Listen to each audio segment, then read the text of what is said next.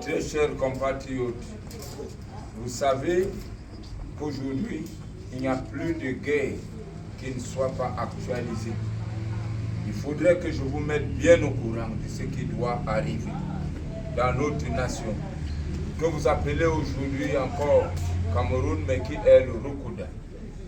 Je l'affirme, je voudrais encore une fois de plus vous réitérer d'accepter les privilèges que l'Éternel des armées m'a accordés exclusivement pour prouver aux yeux de tous qu'il est capable de tenir tête à un régime tyrannique et d'assurer la transmission sans une arme visible à l'œil nu. Je ne monologue pas, c'est-à-dire je ne tiens pas de discours d'une personne qui parle tout seul ou qui pense tout hautement seul. Et il y a des choses épouvantables, extrêmement choquantes, où Mvondo Biapoul a créé un mécanisme inexcusable. Et ce mécanisme qui a bloqué l'épanouissement, le vivre ensemble, le bien vivre des citoyens, un mode de fonctionnement de ce qu'on assimile à une machine constitutionnelle de mort.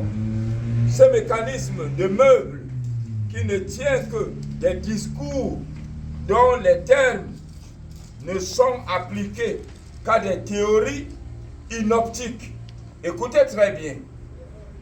Vous ne faites pas partie des meubles, c'est-à-dire être comme une simple possession. C'est une monstrueuse chose qui a causé des malformations sociétales. Un homme qui passe tout son temps à occulter toute la société, ses proches, le peuple doit vivre dans l'atmosphère de ces cachotteries, même s'il est en état de santé aggravé. De même, pour un remaniement ministériel, il faut rendre toujours tout obscur. Qu'il démissionne. Je dis bien qu'il démissionne. Il n'y a pas de remaniement ministériel. Je suis dans un état où les contraintes de lui faire la guerre spirituelle, qui est d'ailleurs dangereuse, est la seule nécessité.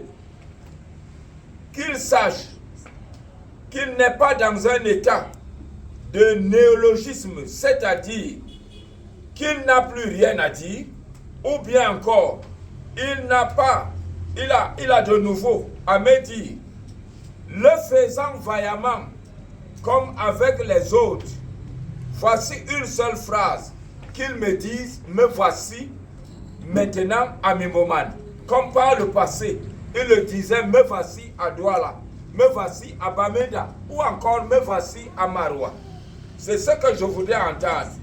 Tu parlais de l'unité à Mimboman, là où je me trouve. Cela ne coûte que 1000 francs en aller-retour, soit un peu plus 1 litre de carburant. Mes très chers sœurs et frères, votre perte de sommeil ne doit pas être centrée sur le remaniement ministériel, mais sur la médiocrité de l'action des ambitions injustifiées et pleines d'injustice de ce régime.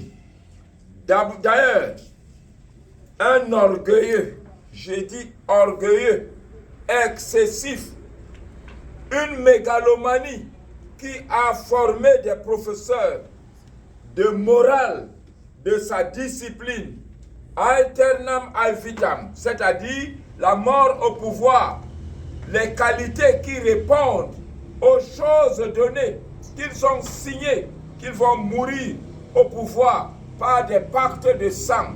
Je m'arrête d'abord là et nous allons continuer.